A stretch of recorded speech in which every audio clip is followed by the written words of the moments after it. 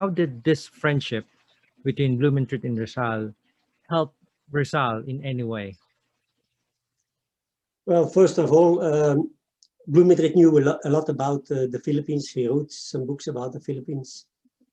With the first letter Rizal sent to Blumentritt, he added the book. When Rizal was talking to Blumentritt, in fact, they both improved themselves by writing to each other. When you remember the Philly, it was Blumentritt who wrote the foreword in the Philly. And Rizal told Blumentritt, don't be scared to write what you think. So in the foreword, Blumentritt wrote points that Rizal was not very happy with it, but he told him, tell the truth, I don't mind. So I don't know the foreword by heart of the Philly, but if you read it, maybe it's not always to the point as Rizal was thinking. The two matched each other. So Rizal helped Blumentritt and Blumentritt helped Rizal. Blumentritt helped Rizal a lot here in Europe.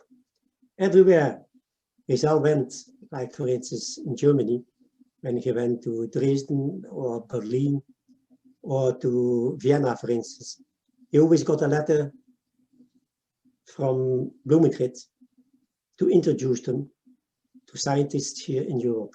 So Rizal was very thankful to Blumentritt that he got so easily in contact with scientists here in Europe, thanks to Blumentritt, of course.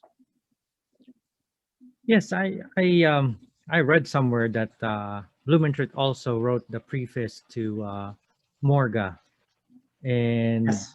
again, he did also was very honest about his preface, and he did mention about some faults or mistakes, maybe, or we call it mistakes. Uh, of course, Rizal was a self-taught historian.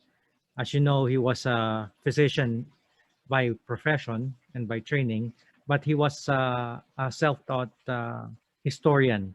And when Blumentritt wrote the preface, he did mention some faults or some, maybe I'll say, tidbits of tips on the Morga. But anyway, sir, in all of Dr. Rizal's uh, occupation, in all of Dr. Rizal's vocation, I should say, which one is your favorite? Is it Rizal the poet? Is it Rizal uh, the intellectual? Is it Rizal the social worker? Is it Rizal uh, the great um, physician, or is it Rizal the artist? If you could choose one, which one was your favorite? Very hard question. One should say, well, of course, the Noli and the Fili. So the Noli was his social political novel, which he dedicated to the Filipinos, and then the Philippus Turismo was more or less political, going to revolution and so on, which he dedicated to Combosa, as you know. But my favorite is not, in fact, the Noli and the Fili, which should be point number one. But I'm more involved in Rizal's essays he wrote.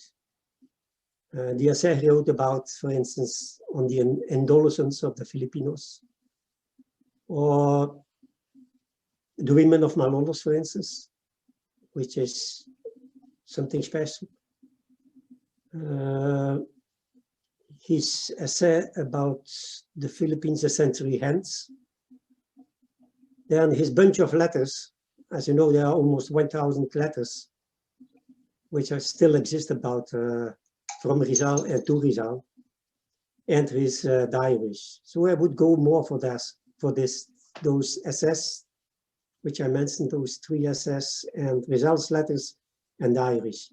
You can learn a lot about Rizal, his thinking.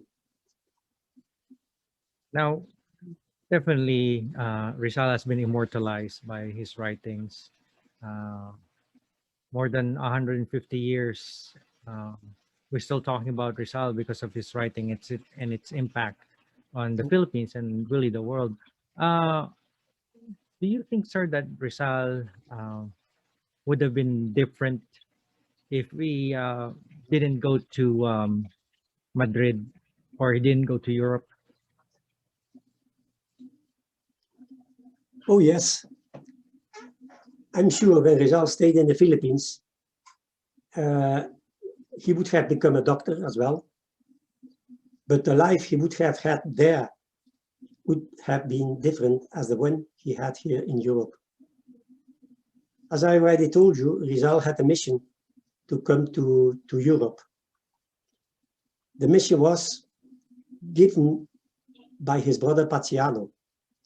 So as we said, Rizal came to Europe to learn about Europe, to finish his 2 courses.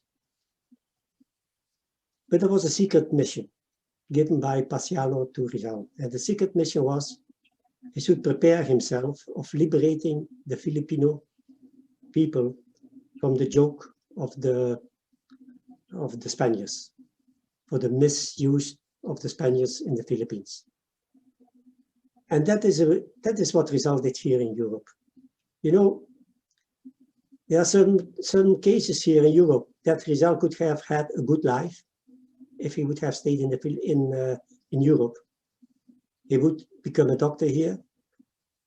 The possibility that he would become rich, for sure, here in Paris. But Rizal didn't do it. The second occasion he had in Hong Kong. You know, when he left Belgium in 91, he went to Hong Kong. And in Hong Kong, he was able to get his family there. His father, his mother, Paziano, his sisters. They were in Hong Kong together with him. So Rizal could have had a very good life there. He had a practice in Hong Kong. He worked as an ophthalmologist in Hong Kong together with his family. Everybody told him, do not go to the Philippines. It's too dangerous. What did Rizal do? He went to the Philippines. And you know what happened. So those are 2 occasions that Rizal could have had a good life, a rich life, have plenty of friends, plenty of children probably, whatever. He went to Manila against all the people in Europe that said you should not go there, it's too dangerous. But nevertheless, he went there. And then you know what happened. Pity, but that's why I say this is Rizal. His aim coming to Europe was to liberate the Philippines from the yoke of the Spanish, the problems. The Spanish were not that bad, but it was the Spanish in the Philippines who were bad. Because Rizal always said, make the Philippines a province of Spain. He didn't want first that the Philippines became independent. He wanted to have the same rights, right of justice, free press, members in the Cortes, and so on. That was Rizal's aim.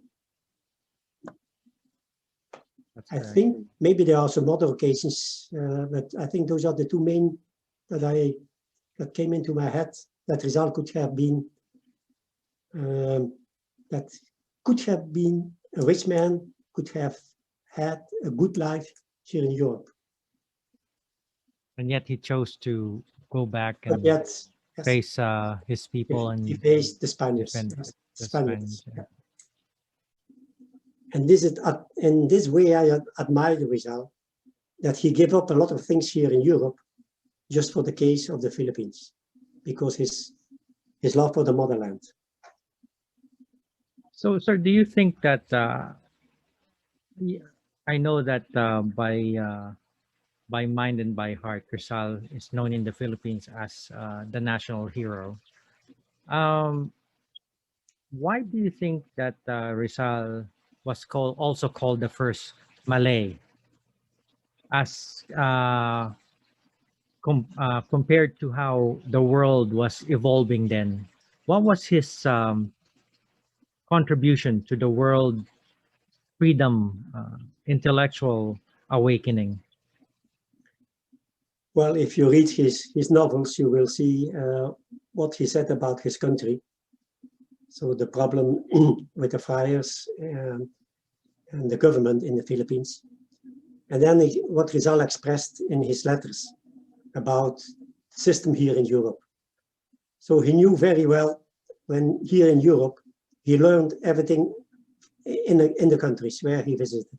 So the culture, the political system, the agriculture, and he was always thinking, can I bring this to the Philippines, and how can I implement it in the Philippines and make the Philippines better?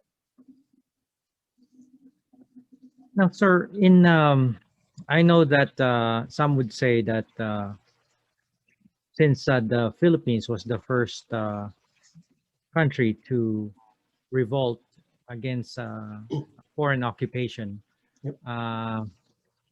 they say that Rizal paved the way, or trailblazer, uh, and Mahatma Gandhi and other freedom fighters Yep.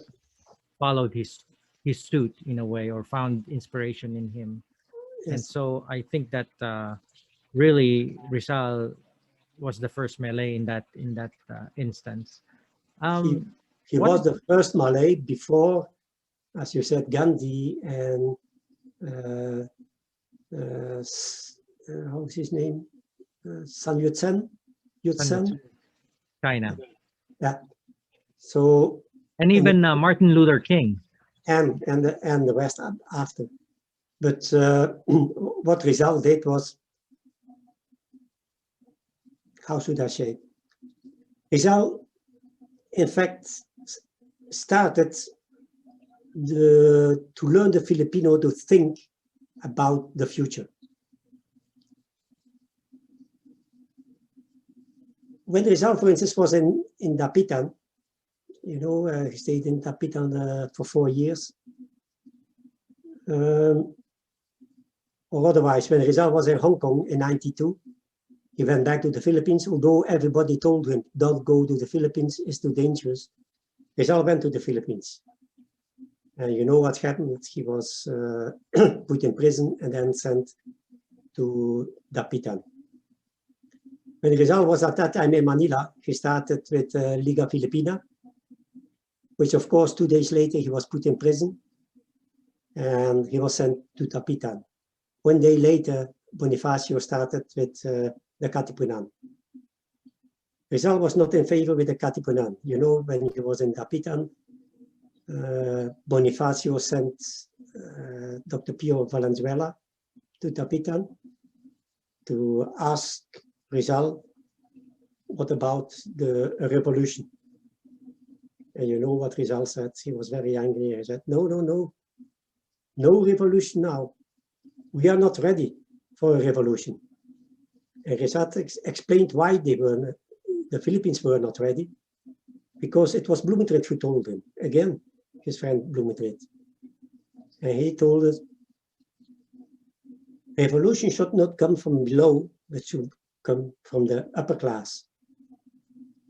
Secondly, the Filipinos didn't have enough weapons to start the revolution. And thirdly, there was no other country behind them. That was what Blumentritt told him. And that's what Rizal told Pio Valenzuela. And when Pio Valenzuela came back to the Philippines and they formed the Katipunan and Bonifacio, they were very, very angry with Rizal because he didn't want to help them. You know, Rizal was against revolution.